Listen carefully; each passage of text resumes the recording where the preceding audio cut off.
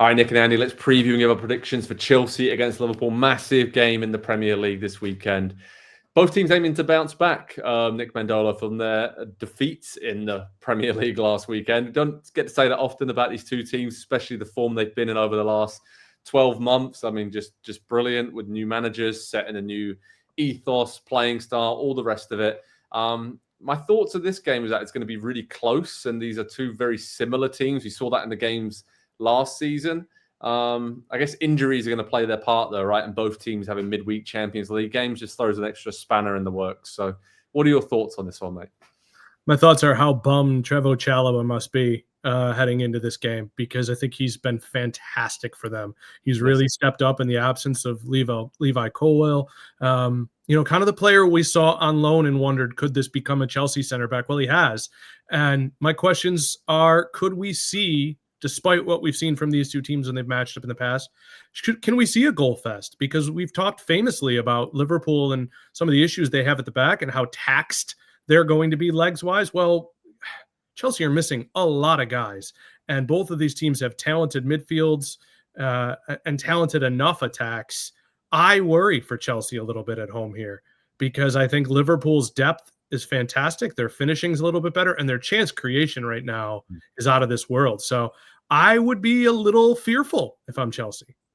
Andy, do you share those feelings of fearfulness for Chelsea? Because Enzo Maresca seems to have a lot of credit in the bank with the Club World Cup success, Conference League, getting them back in the Champions League, but feels like the fans at Chelsea are just getting on his back a little bit, given this run of recent defeats, and could really do with a big win here, couldn't he? Just kind of calm things down. But I think it's a little bit too early to be talking about him being on the hot seat. But we all know the expectations at Chelsea, and when you have that amount of players, whether they're injured or not, the expectations are through the roof right now. Yeah, no, I do share the concerns about them. I don't love Liverpool's fullback situation. We've talked about that already this week. I like Chelsea's even less than that at the moment. It's whether it's going to be Cucurella, whether it's going to be Hato on the left, but you're either going to have somebody incredibly inexperienced in big games like that in the Premier League, or it's going to be Cucurella, who is going to take a lot of risks and get probably a little bit too far forward and leave the defense a little bit too exposed there. And without Chalobah, I have questions about their emergency defending. And so I don't like the balance of this Chelsea team, I think is what it is. And Maresca probably needs to do what Slot needs to do, which is go a little bit more defensive, protect the back line with a couple of ball winners in front of them. And I just don't think he's going to do that, even though it is kind of, you think of what position do you think Enzo Fernandez play? What would you describe him as? Where do I want to play him, or where is he? Right. Exactly. Yeah. I mean, in Caicedo, they move him around quite a bit as well. It's a weird team to describe. Yeah, it is. And so there's just, I think there's a lack of understanding of roles, whether it's for the players or if it's the coaches. And so I think that obviously you have to be flexible and you have to be able to play different ways in different games against different teams. And that is good. But at some point, I think you do need to land on an identity and a style of play. And we've just not seen that from Chelsea. I think we see what Slot is trying to do with Liverpool, but I just have no clue from game to game and sometimes even half to half with Chelsea at the moment. And going against a team like Liverpool, I do not think that is the right formula. Yeah, this season when it's clicked for Chelsea, it's been absolutely sensational. We've seen them blowing teams away, scoring, a bunch of goals in games, but then it's just been very clunky. And I'm just thinking, Nick, the Club World Cup, obviously, with great success for Chelsea, but very little time off in the summer. We're seeing them pick up a lot of injuries now, making sloppy mistakes and decisions. It's just all down to fatigue, right? It just seems a little bit, but they're not going to swap the Club World Cup success and what they did there and the headlines they created and the confidence this young team kind of developed from winning that competition for not having that. So, it's part and parcel of it, but the squad's big enough to actually withstand even all the injuries they have right now. But it's just like Andy said, that the balance defensively, they're missing key players. And then obviously Cole Palmer, when he's been in and out of the team, not having him at his best has obviously impacted the control of games as well. I think that's it. Chelsea just haven't had as much control of games this season as they've had in the last 12 months under Maresca. Yeah, let me float this out there, and you tell me if I'm wrong. We may have to edit it out because you'll say, Nick, you didn't think this through, because it's just popped into my head. But it seems to me that a few years ago, the takeover happened. They had to get rid of some players they wanted to keep. And I just don't think they've, whether it be a goalkeeper or this player, Antonio Rudiger, I don't think they ever replaced him. I think the Marshall, the Sheriff, right? They have a lot of young, good center backs, right? And they need an adult in the room. And Koulibaly was probably supposed to be there, right? That didn't work out. They've brought in Fofana young. They brought in Colwell young. Tosin's not super young, but he's not that level. And I think they haven't, and even Disasi, who they spent a lot of money on, they haven't had that guy next to him. Look what Van Dijk has been to so many other center backs. And there's just if it's not Rudiger, then you need Allison or Donnarumma, and Sanchez is fine. I mean, I think he gets too much crap. Sorry, pardon my language, but I just think he's not a star. He's not a commander, and they haven't had a commander since Rudiger. Yeah, for as much money as they spent, they've still got some pretty glaring holes in this Chelsea team. So definitely needs to be addressed in the next couple of transfer windows, and I'm sure they will because they love to sign players. In terms of Liverpool, Andy, they probably didn't sign the one player they really needed this summer and another centre-back because Van Dijk and Konate looked really bad against Crystal Palace, which is harsh to say because they're brilliant defenders. They had a great partnership for a long time now, but on transitions, really struggled. The protection in front of them against Palace was not good enough. They could have been 3 or 4 down at half time, struggling to defend set pieces as Liverpool this season a little bit as well. So with the midweek trip to Istanbul to play Galatasaray, I mean, Slot's probably going to rotate a lot this week. And I mean, just need a bit of better balance. And I feel like this game's kind of screaming out for someone like Curtis Jones to sit in there, be a bit more pragmatic, and then trying to get the best out of Wirtz and Salah, which I still don't think either player really quite has, come alive this season and doesn't quite know their new role in this team with so many new attacking players around them. So I'm excited for what Liverpool can be 3-4 months from now, but I think they're still in that period trying to figure it out. And again, you've talked about the fullback situation being a problem. The balance is off. It's an intriguing one for Slot because at times last season he was, hit with, this is boring, too defensive. Yeah, you're winning games. You need to entertain more. And he's tried to do that a bit more this season. And now we're coming back and saying, you've got to be better defensively. So there's a very fine balance for him to strike here.